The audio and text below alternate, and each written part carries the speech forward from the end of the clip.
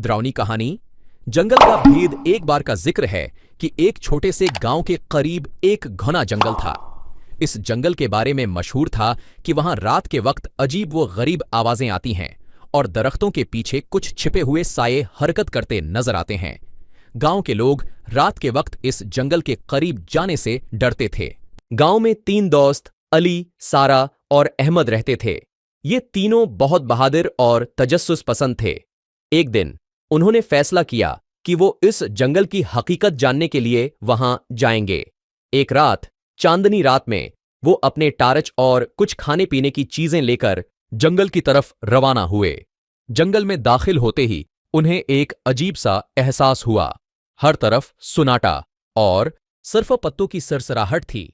अचानक उन्हें एक पुरानी सी झोंपड़ी नजर आई। अली ने कहा, हमें वहां जाकर देखना चाहिए कि अंदर क्या है। वो तीनों झोंपड़ी के करीब पहुंचे और दरवाजा धीरे से खोला। अंदर अंधेरा था और एक पुरसरार सी खुशबू फैल रही थी। अचानक सारा ने कुछ रोशनी देखी जो कि झोंपड़ी के पीछे से आ रही थी। उन्होंने उस रोशनी की तरफ बढ़ने का फैसला किया। जैसे ही वो रोशनी के करीब पहुंचे, उन्हें एक पुराना संदूक नजर आया जो कि हल्की हल्की चमक रहा था। अहमद ने हिम्मत करके संदूक का ढक्कन खोला। अंदर उन्हें एक पुरानी किताब मिली।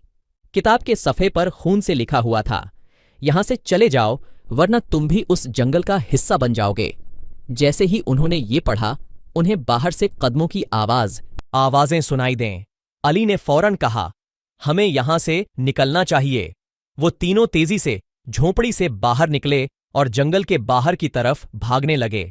जैसे ही वो जंगल के किनारे पर पहुंचे, इन्हें एक बूढ़ा आदमी मिला जो कि जंगल के दरख्तों के पीछे से आ रहा था। बूढ़े आदमी ने कहा, तुम लोगों ने वो किताब देखी? वो किताब इस जंगल के जादू का राज है। जो भी उसे छूता है वो कभी भी यहां से जिंदा नहीं जा पाता। उन्होंने जल्दी से किताब बूढ़े आदमी को दी और कहा, हमें माफ कर दें, हमने गलती की। बूढ़े आदमी ने मुस्कुराकर कहा, चलो मैं तुम्हें वापस गांव ले चलता हूं।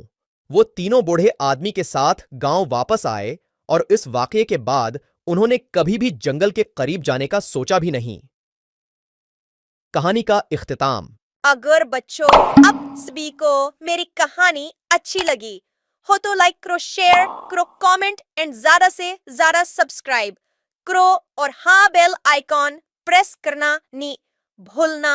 हा हा हा। ओके, अल्लाह हाफिज बच्चों।